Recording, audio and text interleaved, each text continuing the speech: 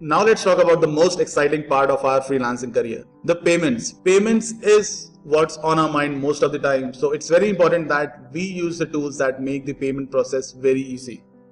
I'm going to keep it short because this is a very simple topic, but again a very important one. And I'm going to discuss all the key points that I personally follow, and I also advise you to follow. If you have any more points, please feel free to add. The first thing that I really believe is that we should make the payment process for our clients as convenient as possible. We should never complicate this process, because not only we are wasting our time making it complex, but also we might delay the payment from the client side, and we might even annoy him to an extent that he might not even choose to work with us in the future. I always prefer the client choice, and I'm open to all the options that client has to propose me. If the client wants the payment using PayPal, I'm always okay with that. If he wants to use a wire transfer, I'm okay with that. If he wants to use Freelancer or Upwork, I'm okay with that. Please do not think about saving commissions on the platform, but focus on the payment.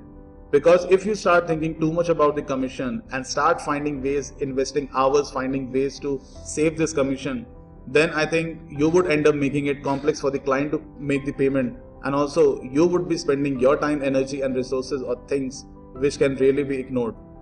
I believe that if we are using PayPal, Payoneer or any other service which have such powerful infrastructure built up to help us collect payments from our client, then they definitely deserve a commission. If you think their commissions are high, try to find an alternative, but a popular alternative. For example, I'm now using TransferWise for most of my payment because I find it very fast. It actually gets money through to my account in just 24 hours. The conversion rate of the currency is very good, and also the fees is not much.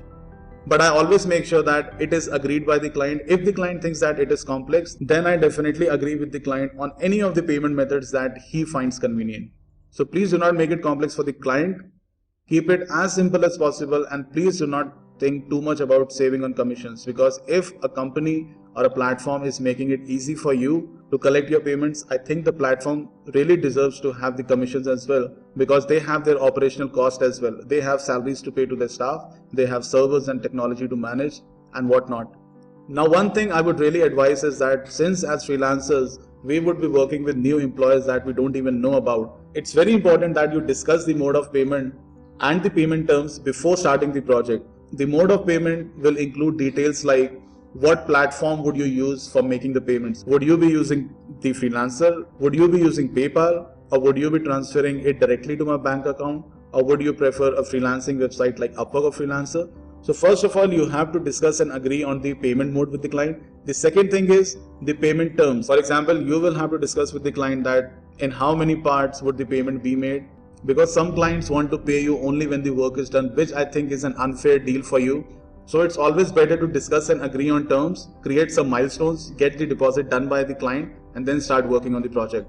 Also, there would be several occasions when there is a delay of payment from the client side.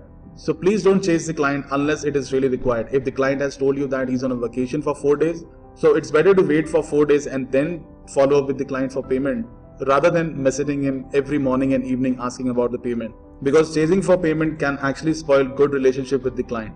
Hope this section of the module helped you. I will see you in the next section of this module. Till then, keep working hard.